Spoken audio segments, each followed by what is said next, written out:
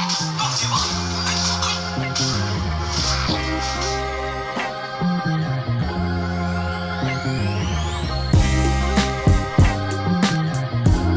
halo! Kali ini saya mau berbagi info tentang memanfaatkan sebuah handphone Android yang udah agak lama atau speknya udah tertinggal alias kentang menjadi sebuah alat pendukung untuk bermain game. By the way, di sini saya pakai handphone yang sebelumnya dibahas, yaitu Wacom Opson Reno 5 yang spek aslinya itu kayak gini. Oke, gak usah pakai lama, langsung aja gas! Yang pertama, dijadikan sebuah alat untuk remote play. Jadi kita bisa mainin game yang ada di PC secara handheld ya. Oke, caranya itu agak mirip kayak remote play di PS Vita. Pertama di PC-nya, download aplikasi yang bernama Sunshine. Terus diinstal, tinggal diizinkan dan next-next aja sampai selesai. Habis itu, buka aplikasi Sunshine, nanti disuruh bikin username dan password. Ini buat login ke halaman utama dari Sunshine, seperti ini. Nah, sekarang di handphonenya pastikan udah terhubung ke jaringan atau WiFi yang sama dengan PC-nya. Setelah itu, download dan install aplikasi yang bernama Moonlight. Ini di Play Store ada ya. Sekarang sambungin handphonenya ke gamepad ya. Bebas sih, gamepad yang mahal atau yang murah juga bisa. Kalau udah, buka aplikasi Moonlight, nanti otomatis ada nama PC yang dibuat di Sunshine tadi. Tekan yang itu, nanti muncul sebuah pin yang digunakan untuk pairing. Di PC-nya, masuk ke menu pin, dan masukkan pin sesuai dengan yang muncul di handphone tadi. Nah, di sini tinggal pilih desktop atau langsung masuk ke Steam juga bisa ya, kalau gamenya ada di Steam. Dan udah deh, kita bisa mainin gamenya. Untuk lancar atau enggaknya itu tergantung dari spek PC yang dipakai, dan jaringan atau routernya. Oh iya, performa WiFi dari handphonenya juga berpengaruh ya. Dan karena ini lokal, jadi nggak pakai data atau kuota internet juga bisa.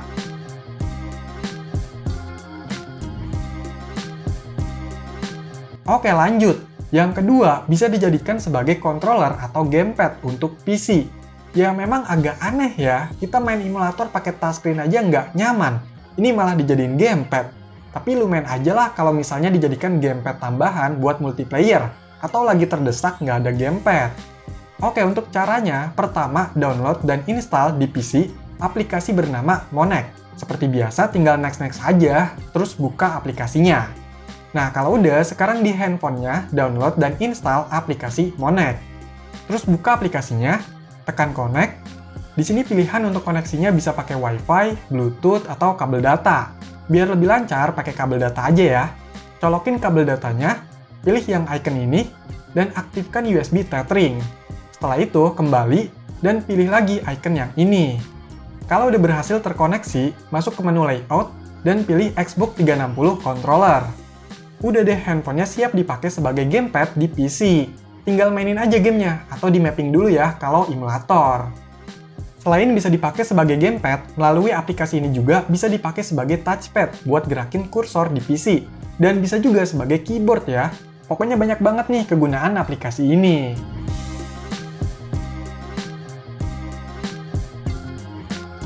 Nah, yang ketiga, bisa dipakai buat main game Genshin Impact, tapi yang versi cloud. Ya, jadi kita bisa main cloud gaming ya, kalau emang game atau aplikasinya itu minimal sesuai dengan versi Android yang dipakai. Kalau Genshin Impact Cloud ini minimal Android 5.0 dengan ukuran cuma sekitar 50 MB. Ya, setidaknya ini bisa jadi alternatif untuk main Genshin atau cloud gaming yang lain. Dan yang perlu diperhatikan lancar atau tidaknya itu tergantung dengan kecepatan dan kestabilan koneksi internetnya. Serta sediakan juga kuota, karena lumayan nyedot nih.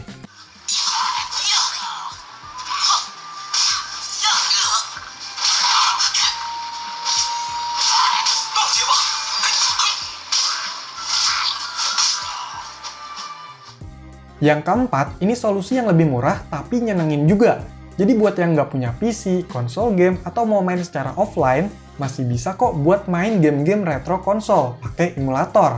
Bisa buat main game NES, Sega, Game Boy, PS1, dan lain-lain. Caranya tinggal install aja di Play Store, namanya RetroArch. Terus sediakan juga file ROM game yang mau dimainin. Cari sendiri di Google ya, udah banyak kok. Kalau udah, tinggal load konten dan pilih file ROM gamenya. Udah deh, lumayan kan bisa buat nostalgia juga. By the way, pakai handphone ini untuk main game PS1 masih cukup lancar ya.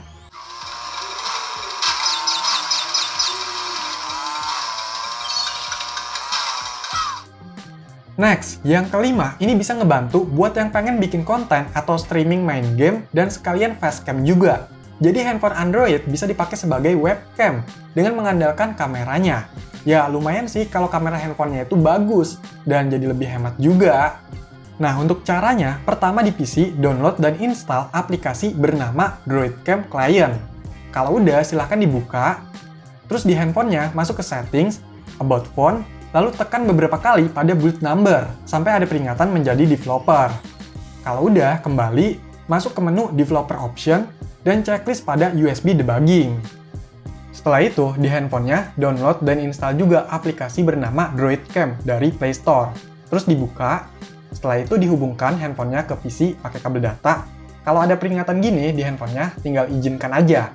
Nah, di sini kita bisa pilih mau pakai kamera depan atau kamera belakang. Nah, di PC-nya bakalan muncul nih device-nya, tinggal tekan start ya. Udah deh, handphonenya siap digunakan sebagai webcam. Bisa buat video call atau kebutuhan streaming ya, pakai OBS. Atau ya lain sebagainya lah, selayaknya sebuah webcam. Nah, yang keenam, ini tambahan. Kalau handphonenya support OTG, itu bisa dijadikan sebuah monitor HDMI, misalnya buat PC. Lumayan kan bisa jadi monitor kedua gitu.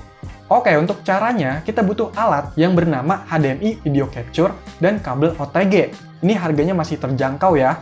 Terus di handphonenya, install aplikasi yang bernama USB Camera. Habis itu, buka aplikasinya, sambungkan kabel HDMI dari PC atau perangkat lain ke HDMI Video Capture. Terus colok ke kabel OTG dan sambungin ke handphone. Maka otomatis tampilannya itu muncul ya di layar handphone.